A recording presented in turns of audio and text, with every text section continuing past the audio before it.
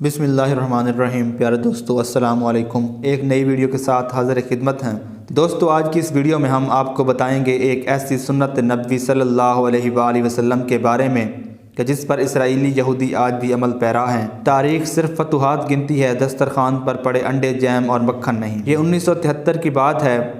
عربوں اور اسرائیل کے درمیان جنگ چھڑنے کو تھی۔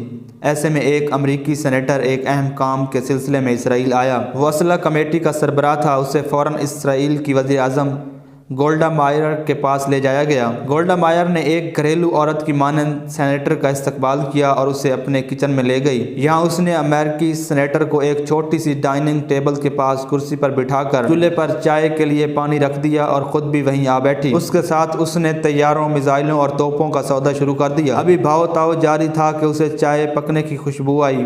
وہ خاموشی سے اٹھی اور چائے 2 پیالیوں میں انڈیلی۔ ایک پیالی سینیٹر کے سامنے رکھ دی اور دوسری گیٹ پر کھڑے امریکی گارڈ کو تھما دی۔ پھر دوبارہ میز پر آ بیٹھی اور امریکی سینیٹر سے محو کلام ہو گئی۔ چند لمحوں کی گفت و شنید اور بھاؤ تاؤ کے بعد شرائط طے پا گئیں۔ اس دوران گولڈا مائر اٹھی، پیالیاں سمیٹیں اور انہیں دھو کر واپس سینیٹر کی طرف پلٹی اور بولی، مجھے یہ سودا منظور ہے، آپ تحریری معاہدے کے لیے اپنا سیکرٹری میرے سیکرٹری کے پاس بھجوا دیجیے۔ یاد رہے کہ اسرائیل اس وقت اقتصادی بحران کا شکار تھا، مگر گولڈا مائر نے کتنی سادگی سے اسرائیل کی تاریخ میں اسلحے کی خریداری کا اتنا بڑا سودا کر ڈالا۔ حیرت کی بات یہ ہے کہ خود اسرائیلی کابینہ نے اس بھاری سودے کو رد کر دیا۔ اس کا موقف تھا، اس خریداری کے بعد اسرائیل قوم کو برسوں تک دن میں ایک وقت کھانے پر اکتفا کرنا پڑے گا۔ گولڈا مائر نے ارکان کابینہ کا موقف سنا اور کہا، آپ کا خدشہ درست ہے، لیکن اگر ہم یہ جنگ جیت گئے اور ہم نے عربوں کو پسپائی اور پر مجبور کر دیا تو تاریخ ہمیں فاتح قرار دے گی، اور جب تاریخ کسی قوم کو فاتح قرار دیتی ہے تو وہ بھول جاتی ہے کہ جنگ کے دوران فاتح قوم نے کتنے انڈے کھائے تھے اور روزانہ کتنی بار کھانا کھایا تھا، اس کے دسترخوان پر شہد، مکھن، جیم تھا یا نہیں، اور ان کے جوتوں میں کتنے سوراخ تھے یا ان کی تلواروں کے نیام پھٹے پرانے تھے۔ فاتح صرف فاتح ہوتا ہے۔ گولڈا مائر کی دلیل میں وزن تھا، لہذا اسرائیلی کابینہ کو اس سودے کی منظوری دینا پڑی۔ آنے والے وقت نے ثابت کر دیا کہ گولڈا مائر کا اقدام درست تھا، اور پھر دنیا نے دیکھا اسی اسلحے اور جہازوں سے یہودی عربوں کے دروازوں پر دستک دے رہے تھے۔ جنگ کے ایک عرصہ بعد واشنگٹن پوسٹ کے نمائندے نے گولڈا مائر کا انٹرویو لیا اور سوال کیا، امریکی اسلحہ خریدنے کے لیے آپ کے ذہن میں جو دلیل تھی وہ فوراً آپ کے ذہن میں آئی تھی یا پہلے سے حکمت عملی تیار کر رکھی تھی؟ گولڈا مائر نے جواب دیا، وہ چونکا دینے والا جواب تھا۔ وہ بولی، میں نے یہ استدلال اپنے دشمنوں یعنی کہ مسلمانوں کے نبی محمد صلی اللہ علیہ وآلہ وسلم سے لیا تھا۔ میں جب طالبہ تھی تو مذاہب کا موازنہ میرا پسندیدہ موضوع تھا۔ انہی دنوں میں نے محمد صلی اللہ علیہ وآلہ وسلم کی سوانح حیات پڑھی۔ اس کتاب میں مصنف نے ایک جگہ لکھا تھا کہ جب محمد صلی اللہ علیہ وآلہ وسلم کا وصال ہوا تو ان کے گھر میں اتنی رقم نہیں تھی کہ چراغ جلانے کے لیے تیل خریدا جا سکے، لہٰذا ان کی اہلیہ حضرت عائشہ صدیقہ رضی اللہ عنہا نے ان کو ذرہ بختر رہن رکھ کر تیل خریدا، لیکن اس وقت بھی محمد صلی اللہ علیہ وآلہ وسلم کے حجرے کی دیواروں پر 9 یا 7 تلواریں لٹک رہی تھیں۔ میں نے جب یہ واقعہ پڑھا تو میں نے سوچا کہ دنیا میں کتنے لوگ ہوں گے جو مسلمانوں کی پہلی ریاست کی کمزور اقتصادی حالت کے بارے میں جانتے ہوں گے، لیکن مسلمان آدھی دنیا کے فاتح ہیں، یہ بات پوری دنیا جانتی ہے۔ لہذا میں نے فیصلہ کیا کہ اگر مجھے اور میری قوم کو برسوں بھوکا رہنا پڑے، پختہ مکانوں کی بجائے خیموں میں زندگی بسر کرنا پڑے، تو بھی اسلحہ خریدیں گے، خود کو مضبوط ثابت کریں گے اور فاتح کا اعزاز پائیں گے۔ گولڈا مائر نے اس حقیقت سے تو پردہ اٹھایا، مگر ساتھ ہی انٹرویو نگار سے درخواست کی اسے آف دا ریکارڈ رکھا جائے اور شیئر نہ کیا جائے۔ وجہ یہ تھی، مسلمانوں کے نبی صلی اللہ علیہ وآلہ وسلم کا نام لینے سے جہاں اس کی قوم اس کے خلاف ہو سکتی ہے، وہاں دنیا میں مسلمانوں کے موقف کو تقویت مل سکتی ہے۔ چنانچہ واشنگٹن پوسٹ کے نمائندے نے یہ واقعہ حذف کر دیا۔ وقت دھیرے دھیرے گزرتا رہا اور یہاں تک کہ گولڈا مائر انتقال کر گئی اور وہ انٹرویو نگار بھی عملی صحافت سے الگ ہو گیا۔ اس دوران ایک اور نامہ نگار امریکہ کے 20 بڑے نامہ نگاروں کے انٹرویو لینے میں مصروف تھا۔ اس سلسلے میں وہ اسی نامہ نگار کا انٹرویو لینے لگا جس نے واشنگٹن پوسٹ کے نمائندے کی حیثیت سے گولڈا مائر کا انٹرویو لیا تھا۔ اس انٹرویو میں اس نے گولڈا مائر کا واقعہ بیان کر دیا جو سیرت نبی صلی اللہ علیہ وآلہ وسلم سے متعلق تھا۔ اس نے کہا کہ اب یہ واقعہ بیان کرنے میں اسے کوئی شرمندگی محسوس نہیں ہو رہی۔ گولڈا مائر کا انٹرویو کرنے والے نے مزید کہا، میں نے اس واقعے کے بعد جب تاریخ اسلام کا مطالعہ کیا تو میں عرب بدوؤں کی جنگی حکمت عملیاں دیکھ کر حیران رہ گیا، کیونکہ مجھے معلوم ہوا کہ وہ طارق بن زیاد جس نے جبرالٹر جبل طارق کے راستے اسپین فتح کیا تھا۔ اس کی فوج کے آدھے سے زیادہ مجاہدوں کے پاس پورا لباس نہیں تھا۔ وہ 72 گھنٹے ایک چھاگل پانی اور سوکھی روٹی کے چند ٹکڑوں پر گزارا کرتے تھے۔ یہ وہ موقع تھا جب گولڈا مائر کا انٹرویو نگار قائل ہو گیا کہ تاریخ فتوحات گنتی ہے، دسترخوان پر پڑے انڈے، جیم اور مکھن نہیں۔ گولڈا مائر کے انٹرویو نگار کا اپنا انٹرویو جب کتابی شکل میں شائع ہوا تو دنیا اس کے ساری داستان سے آگاہ ہوئی۔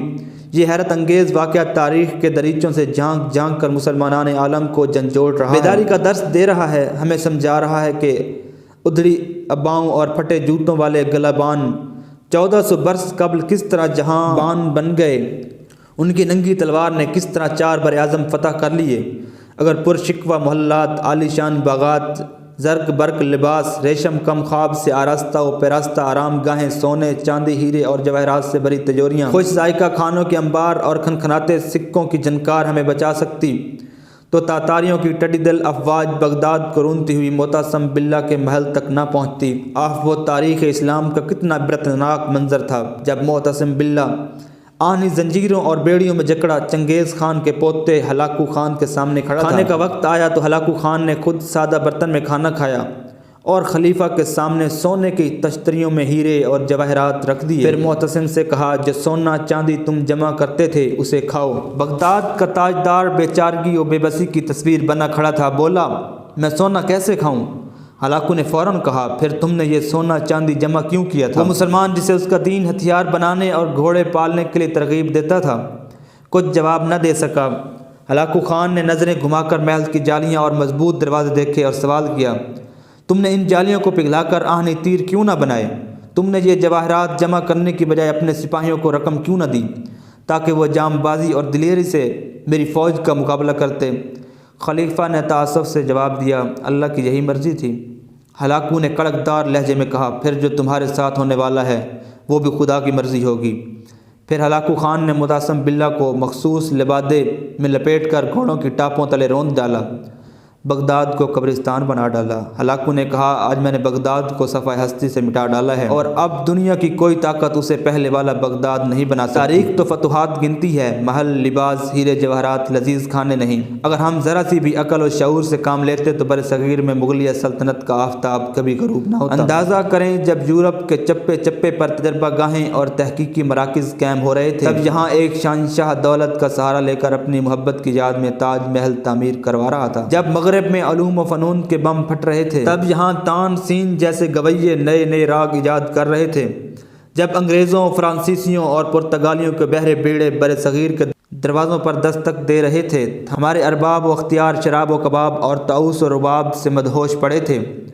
تن آسانی، عیش کوشی اور عیش پسندی نے ہمیں کہیں کا نہیں چھوڑا۔ ہمارا بوسیدہ اور دیمک زدہ نظام بکھر گیا، کیونکہ تاریخ کو اس بات سے کوئی غرض نہیں ہوئی کہ حکمرانوں کی تجوریاں بھری ہیں یا خالی، شہنشاہوں کے تاج میں ہیرے جڑے ہیں یا نہیں، درباروں میں خوش آمدیوں، مراسیوں، طبلہ نوازوں اور وظیفہ خوار شاعروں کا جرمٹ ہے یا نہیں۔ یاد رکھیے، تاریخ کو صرف کامیابیوں سے غرض ہوتی ہے اور تاریخ عذر قبول نہیں کرتی۔